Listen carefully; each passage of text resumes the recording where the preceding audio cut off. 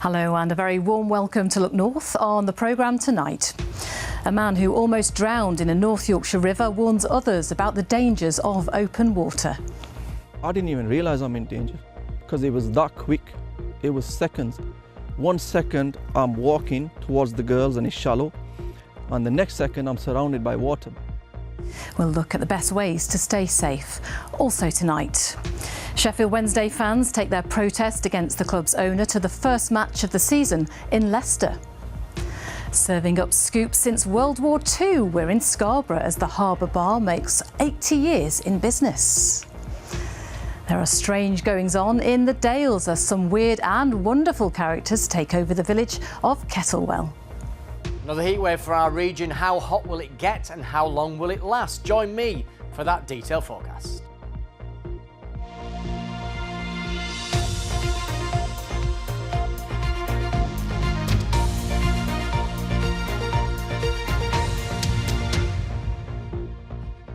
Thank you for joining us on this Monday evening. So with temperatures due to soar again this week, many of us might be tempted to cool off with a dip in open water. But a man who almost drowned at a North Yorkshire beauty spot is warning of the risks of wild swimming. Since 2019, at least 71 people have drowned in Yorkshire. Last month, Saf Hussein was pulled unconscious from the River Wharf at Bolton Abbey. Now he's been reunited with the two men who saved his life. In a moment, we'll get the latest advice on how to wild swim safely. But first, Steve Jones reports on a remarkable reunion. A few weeks ago, these men had never met. Now, they have a bond for life. I was there, it was quite a hot day, it was like 29 degrees and I was there with my family. There were plenty of people there having barbecues and stuff, and it was a good day up to obviously the point where we heard people screaming in the water. The water looked really calm. Off the current where the river was, there's always a flow of water there, but it just looked calm, a nice day, the sun was shining, everyone were happy, and then quickly, like click of a finger, it just all took a turn for the worst. Nathan, Perry and Saf had been enjoying a day out with their families just down the river at Bolton Abbey. We weren't able to take them back to the exact spot where they met, so they've been reunited on a stretch of the same river a few miles away. Saf's daughter and her friends were playing near the stepping stones, but got into difficulty. Without hesitation, he went in to help. Unable to swim, he soon found himself in trouble too. I didn't even realise I'm in danger because it was that quick. It was seconds. 1 second I'm walking towards the girls and it's shallow, and the next second I'm surrounded by water. That's all I remember, is being terrified. I wasn't stood too far away from Perry and you noticed Saf, didn't you, in the water, and you shouted that there was somebody else in there. So yeah, me and Perry kind of dived into the water. It looked quite lifeless underwater, so as I've jumped in, Naif's behind me, and we both quickly got him out.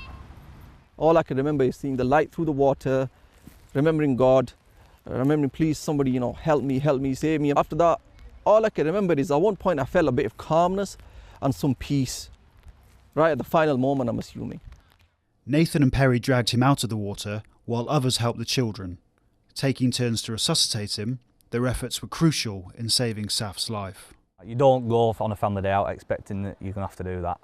I'm proud of what's happened, and I'm just happy that Saf's here and that he's healthy and he's here with us today, because it could have completely gone the other way around. I'm absolutely grateful. I cannot thank them enough. I owe them my life. All people, of all ages, it doesn't matter what age you are, what size you are, I think they do need to be taught the first aid and the water dangers. There's too many horror stories. Luckily this one turned out not to be a horror story, but people just need to know that open water is very, very dangerous. I don't think I'll ever try to go near water again, even if it's shallow. I don't think I will. It has traumatised me. Steve Jones, BBC Look North. An incredible rescue there. Well, with the weather due to get even hotter over the next few days, how can people cool off safely in open water? Jo Talbot is from the Royal Lifesaving Society. Many water venues do look incredible, and certainly with the warm weather you're really tempted to get in, but we should be aware of all the hazards that you don't necessarily see straight away. So water depth is one, And in some cases, it can look shallow. It can start off very shallow and then it can go very deep very quickly. There's also underwater currents that can take people either underwater or away from the area they got into quite quickly. The water temperature, although it's lovely and warm air temperature, the water can still be cold in places, and the temperature of the water, if it is cold, can affect someone's ability to be able to swim properly, and they go into a panic and it can cause them to drown. And also underwater debris. Unfortunately, a lot of our waterways, our lakes, our quarries, our rivers have things like shopping trolleys in the bottom of them or scaffolding poles, all of which you could get trapped in if you do go into the water. Yeah, if somebody is tempted to go into open water, what advice would you give? Ideally, we would advise people to go to lifeguarded and supervised areas if they can. If they aren't able to go to those areas, then we ask them to stop and think. Have a look at the area, any safety signage that's available. Have a look for hazards or information about hazards. And please don't go into the water alone. Make sure someone's with you, because if someone does get into difficulty and there's two of you, at least the other one can call for help. And Jo, if you were to see somebody in trouble, what should you do? As tempting as it can be, please don't enter the water. We know that over the last 5 years, 42 people have drowned when they've gone in to rescue other people. So please call 999 and encourage the person that's in difficulty to float. Tell them to lie on their back, put their ears in the water and use their hands and their legs to keep their body afloat. That will allow them to control their breathing, and then you can try and throw them something that floats in order to help them to keep their head above the water and keep breathing until help arrives. Sound advice. Jo, thank you for your time this evening. Thank you. Next tonight, a judge in the trial of a former priest accused of sexually abusing women has begun summing up the case before the jury considers the evidence. Chris Brain was the leader of the evangelical movement, the 9 o'clock service in Sheffield, between 1986 and 1995. He denies 1 count of rape and 36 counts of indecent assault against 13 women. Louise Fewster reports from Inner London Crown Court, where the trial is taking place. We've heard closing speeches from both sides in this trial, which is now in its 5th week. The court has heard how Chris Brain led the 9 o'clock service known as NOS in the 1980s and 90s as it tried to get younger people involved in the church, creating nightclub-style services. Now, the prosecution have told the jury at the Inner London Crown Court behind me that NOS became a cult, with a 68-year-old abusing his position to sexually assault a staggering number of women from his congregation. The defence, though, told the court that he did not exert control, ostracise or brainwash them, and that he led on consensus, and that NOS was completely anti-cult. The court heard how the service moved from St Thomas's Church in Crooks to Ponsford Sports Complex in the centre of Sheffield as it grew in popularity. Now, in her summing up today, Her Honour Judge Newbury told the jury out of the 13 different women who've made allegations, Chris Brain denied having any sexual or sensual relationship with 8 of them. The judge told the court that his point is that he wouldn't or couldn't have done what they allege because he said they didn't have that sort of relationship. And the judge told the jury that they will have to decide what they can be sure of and what happened. Now, Brain denies 1 count of rape and 36 counts of indecent assault. The judge will continue to sum up the evidence tomorrow. You're watching Monday's Look North. Still to come on tonight's programme. Sheffield Wednesday fans take their protest against the club's owner to the first match of the season in Leicester.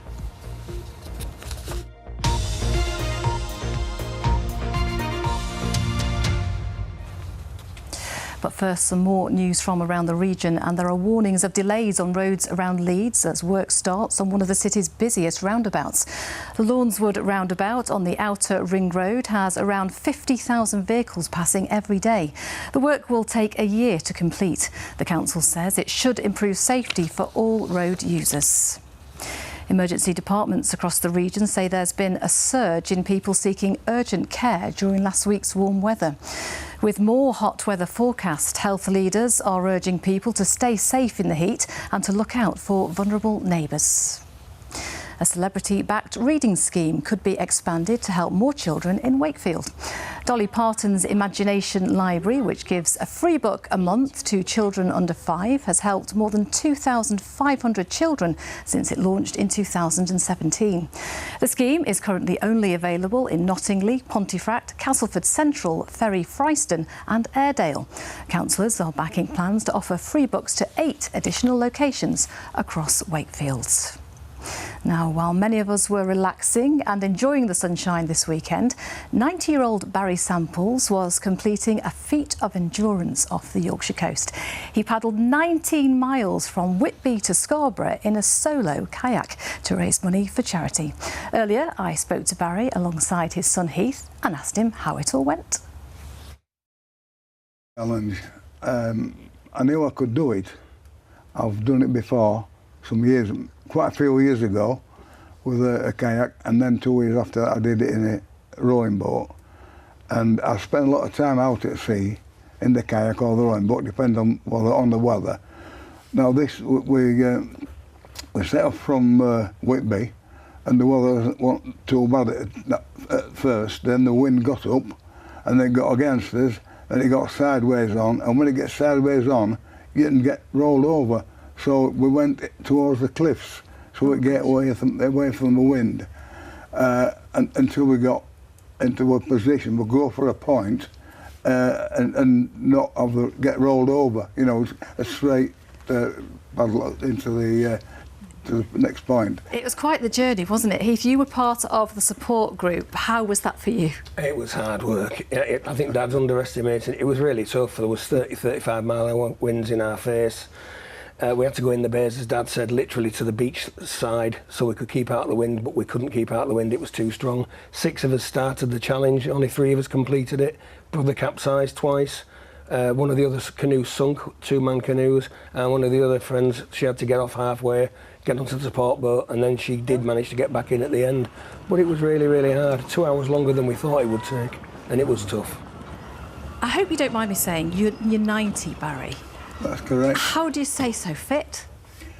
Well, 80% of it is luck, and the rest of it is diet, a way of life, and a sense of humour. A sense of humour. Well, I've certainly got one of those. I think you've got good genes too. Yeah. And very briefly, Heath, just remind us who you've done all this for. It was for St Catherine's. It's our local hospice in Scarborough, which offers palliative care, respite, multi-use beds. So the hospice is always very, very well received in Scarborough. It's well supported, and Dad's raised money for them in the past as well. Amazing. So it's a great event. Thank you very much. Well, a really worthy cause. Go on. One more thing. I arranged with St Catherine's that, being my age, if I happen to be in there as a patient, they give me the day off to do this challenge. Well, you've said that on television now, so they're going to have to honour it. Thank you so much for coming in. That's all right. Thank you. I meant to put that in anyway. There we got it in the end. What an amazing achievement. Now, on to the rest of our sport. Sally is here. Sally, what have we got? Thank you, Amanda. Yeah, well, the start of the Championship football season this weekend has brought little joy to Sheffield Wednesday fans, already in a high state of anxiety over their club's dire financial problems. As promised, they staged a protest in Leicester, including an airplane flying over the King Power Stadium in an effort to pile the pressure on owner Dapon Chanziri to sell the club. Here's how the day unfolded. Flyers and flyovers. Banners and banding together. A planned protest that these fans wish they didn't have to make, and one with a simple message. When Mr Chanziri took us over, some 10 years ago, he promised this, promised that, invested quite a bit of money to start with, and then this last 2-3 seasons he's just lost total interest, completely ruined what was, still is, can be a fantastic, massive club. We've had our troubles, there have been on the verge of admin before, but things were all right. But then if you run out of money, what can you do? It's never going to test my faith. I'll always be an Owls fan, but I just remember the happy times last season before, and I just didn't see this coming.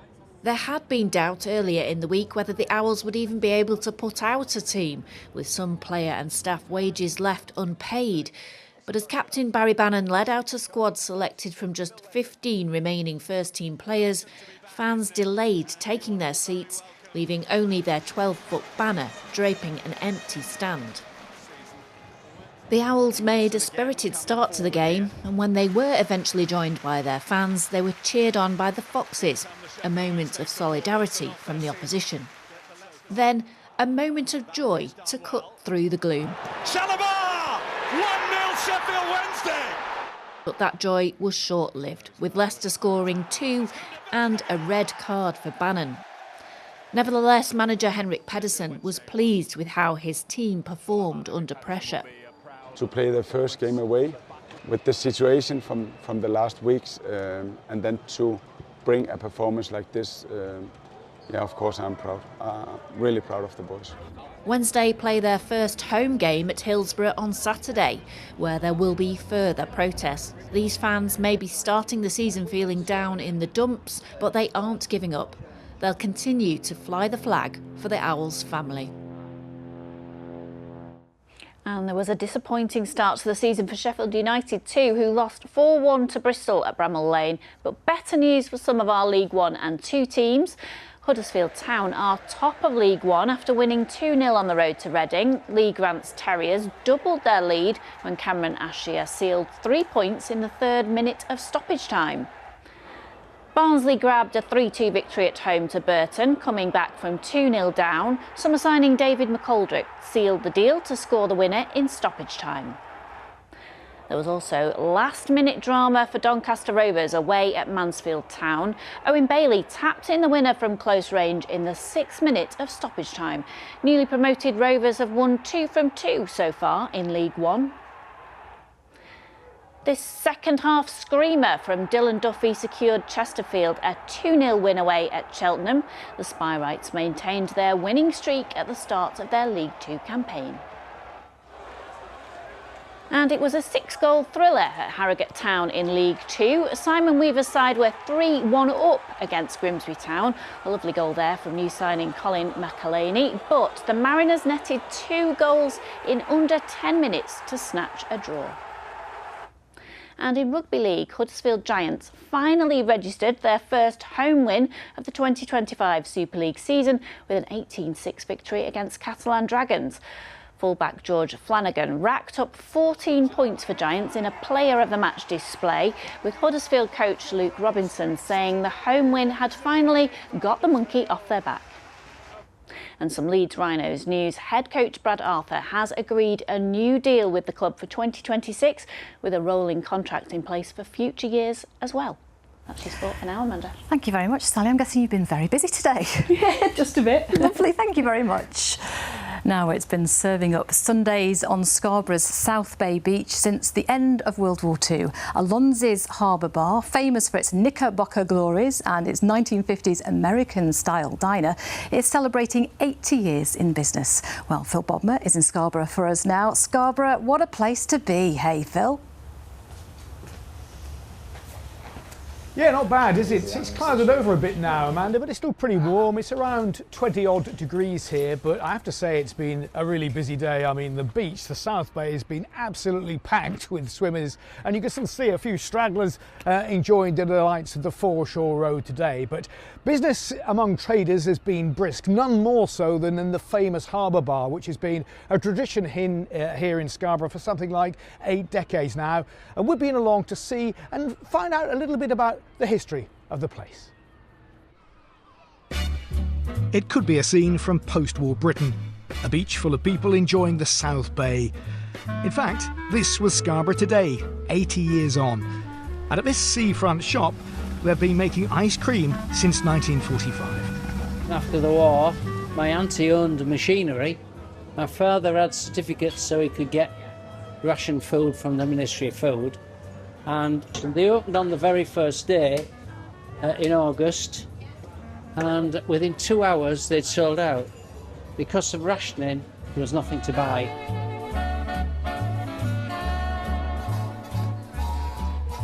The interior has changed little over the decades, with many original hand-painted signs adorning the walls. Yeah, it's great. Sort of a 50s style ice cream bar. It's great, the ice cream's great.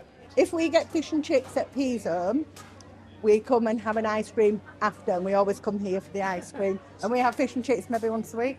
A Scarborough tradition then? Yes, it is our house, yeah, absolutely. The ice cream is made on site, with some recipes dating back to 1945. All the relatives were going round all the corner shops, buying carnation, milk, biscuits, anything they could. There's nothing because of rationing. And eventually, they made some money. Molly, a fine art student, has spent the last 7 summers here serving up popular treats.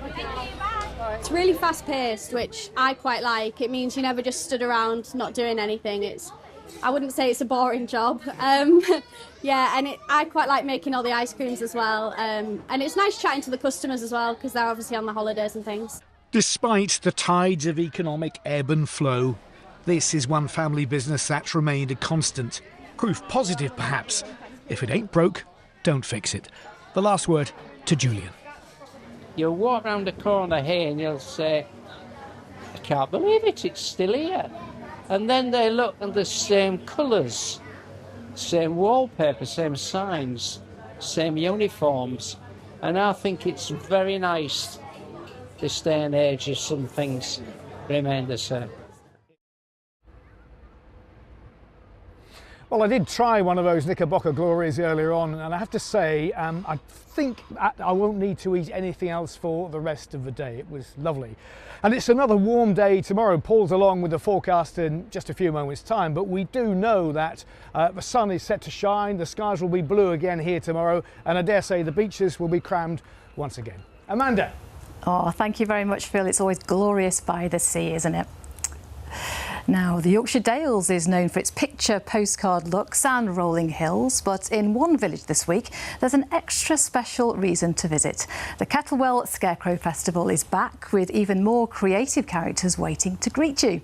I was invited to the opening and to help judge Best in Show.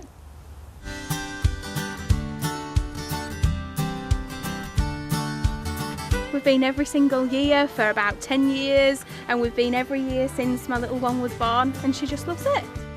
Such a simple idea has transformed into this huge event that's every year now. Bring a picnic, bring the dog, and just have a good day. It's the highlight of the Kettlewell calendar. The Scarecrow Festival has been a tradition in the village for more than 30 years, and this year I was given the great honour of being the judge. I love the way her net skirt flows in the wind. More is more. There are more than 150 scarecrows with a few surprises.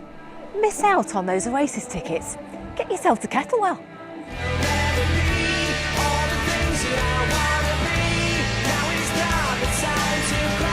It's just such a good day out, isn't it? It's nice to walk around and have a look at all the amazing work that people have done. We've come every year, but this year we saw it was the fancy dress. First year, I think, fancy dress. So I love a fancy dress outfit. It's just nobody else got the memo. No. The residents are absolutely brilliant. We're so proud, all of us, just coming together as a community. Really strong bond in the village, and the work that people put in, you know, the attention to detail that they have in the scarecrows is fantastic. Shh. So this is Clifford and Barbara, who are the farmers who have farmed in the Dale for a long time. This was their wedding in 1965, and then further along you'll see them as they are now. Clifford, it gives me great pleasure to give you first prize, and lovely to meet you. Thank you so much. Oh, well, it's very satisfying, really, because it's not for me, just my wife. She just put so much effort into it. It's unbelievable. At the moment, she's in hospital because we made this bashy-mashy dog there, moved it back to lift the leg of the Argo up, and it fell off and broke its leg. So she mended the dog's broken leg when she tipped over the work basket and broke her own leg. Ouch. The festival is on until Sunday, but be prepared to get starstruck. Your favourite local news team were all present and correct. And who doesn't love Paul Hudson? I tell you what, he's a dead ringer, isn't he? And the lovely Paul in full flesh mode is here for us tonight. That was an incredible Scarecrow of you. I don't know how they did that one. I tell you what, I'm taking the dress home with me. It was amazing. There was a right old Fantastic. vintage to the It is dress. amazing up there. They put a lot of effort into it, don't they? It was cold on Saturday, Yeah. but absolutely glorious this week for them, and a heat wave on the way. Another heat wave. I think it's a 4th heat wave to come, and I think that, you know, 1 or 2 thunderstorms are possible, but we could have 10 days of temperatures way above average. Wow. So that's, you know, if you booked a holiday along the Yorkshire coast, you'd be loving it. But let me show you, obviously, one of the side effects of all this dry weather. This is Scarecrow Reservoir. That's dramatic, isn't it? Now, Scarecrow is one of the reservoirs that supplies drinking water to Bradford. That's looking really depleted there. Last week levels were, I think, 44.7%. We'll get the new figures tomorrow. I'll let you know about that. But if you're on the coast, that's Robin Hood's Bay this afternoon, where temperatures have reached 25 degrees. Very nice indeed. If you've got any pictures you'd like to send to me, the address is on your screen right now, Instagram and the Weather Watcher website. So yes, another heat wave. Tomorrow there'll be less clouds, so as a consequence, temperatures will be higher, peaking around 29 degrees. Peak heat to come on Wednesday. Let me show you what's happening. Well, we've dragged some are dragging some warm air up from France, where temperatures have been ridiculous today. This cold front's interesting. May well trigger a thunderstorm late Wednesday into Thursday morning, and behind it, as the name suggests, the cold front, there will be somewhat fresher air coming in for Thursday, Friday and the weekend, but high pressure builds and it's a return to dry and sunny weather. A lot of cloud out there at the moment. It's very sultry, 26 degrees here in Leeds, for example, and it's largely overcast, and this cloud could be thick enough to produce just 1 or 2 showers late this evening and overnight. But for most of us, it is dry, and with all the cloud around, it's certainly going to be a warm night, difficult for sleeping for some of us. Lows 16 degrees, that's 61 degrees Fahrenheit. So a beautiful day along the coast tomorrow. Scarborough high water time 6:43, Bridlington at 1 minute past 7. So there might be the odd shower first thing, just trundling away northwards. Any patch of cloud will break up, and then long spells of sunshine as we head through the day. That sunshine might be a bit hazy at times. Let's have a look at those top temperatures, peaking around 29 Celsius. That is 84 Fahrenheit with a light southeast wind. So it's very warm and sunny on Tuesday evening. I think peak temperatures probably Wednesday, 31, 32 degrees. And then that drop in temperature with 1 or 2 thunderstorms possible thereafter. As you can see, still 26, 27 degrees into the weekend, and this lasts well into next week. That's the forecast. Incredible, definitely perfect weather for an ice cream. Indeed. Thank you very much, Paul. That is it from us. Do have a lovely evening. We'll be back with your late news and weather at around 10:30. Goodbye.